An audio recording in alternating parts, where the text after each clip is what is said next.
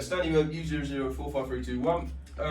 Today we are now doing the scale, the bioelectrical impedance scale.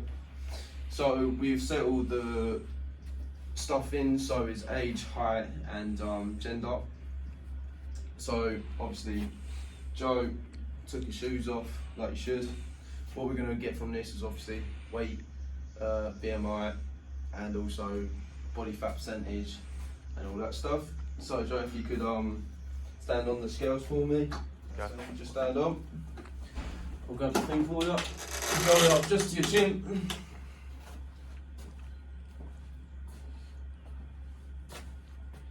So he's got a reading of, well, his weight is 79.5.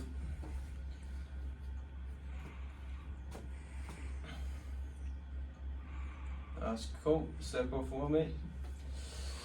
His BMI is 24.3 and his body fat percentage is 22.7.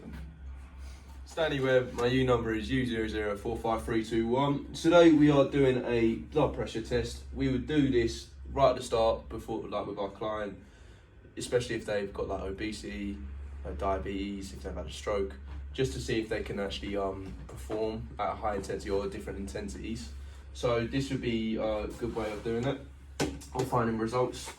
So how we would actually take the blood pressure, we would use the left arm of the client because it's close to the heart. We would measure in a supinated position, or the hand would be in a supinated position. So if I could do it with you, Joseph.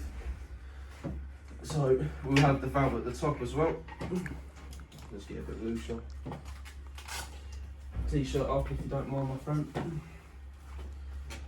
Okay, so we would have 2 finger space as well, so it's not too tight. I think that's all right. That stands. Okay.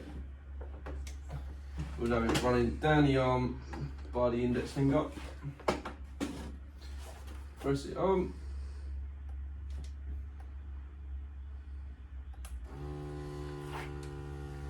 And wait for the results. We want a result roughly of like 120 to maybe 70 or 80 systolic, diastolic, and then a heart rate, of 60 to 80 or 70 to 80.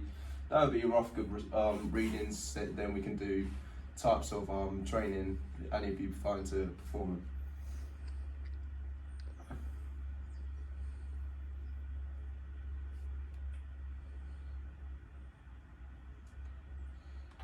Okay, Joe's reading was 145 to 67 with a heart rate of 64. Hi, I'm Stanley Webb, my U number is U004531. So today we are doing a sit and reach test, so we've got a box here for a sit and reach.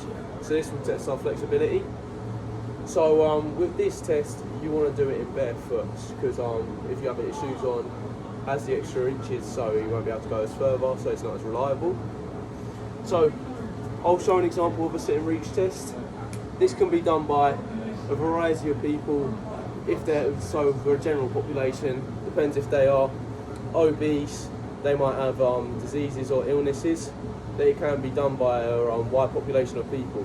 So just to test to see how, like, what their flexibility is like, or their health is. So with this test, what you want to do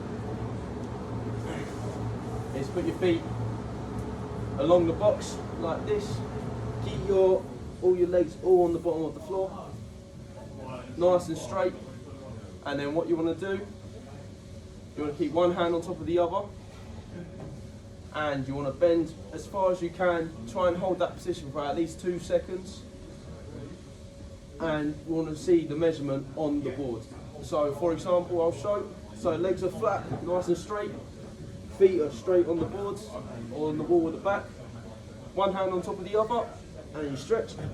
Hold the position for at least 2 seconds. Pull back. So for example, I got around 17 centimeters on that one. If you're testing someone, you do it around 3 times to see their like the average of what they can do or their flexibility.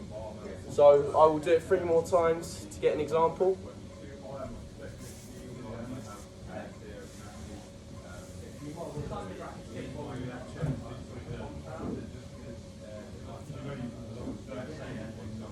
So, like I said, feet on the wall, nice straight legs, one hand on top of the other. Push. So that time, I got a little bit deeper, around 22, so you feel the stretch right in the legs. So roughly you'd have a little bit of a rest, just to because the muscles lengthen. Then try again. One more time. One hand on top of the other.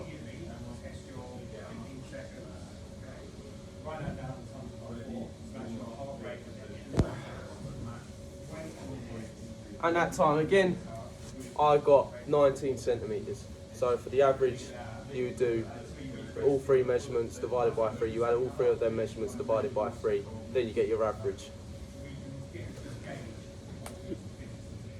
Stanley with U004531.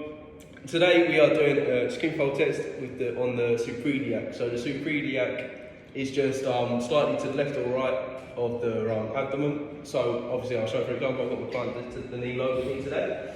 So I don't know if you can just lift your top up. So how we test this, we just go on the hip bone, find the hip, and then we do a couple inches up, grab a bit of skin, and then slightly, obviously, the knee will let me know if it is a bit uncomfortable, I'll let go.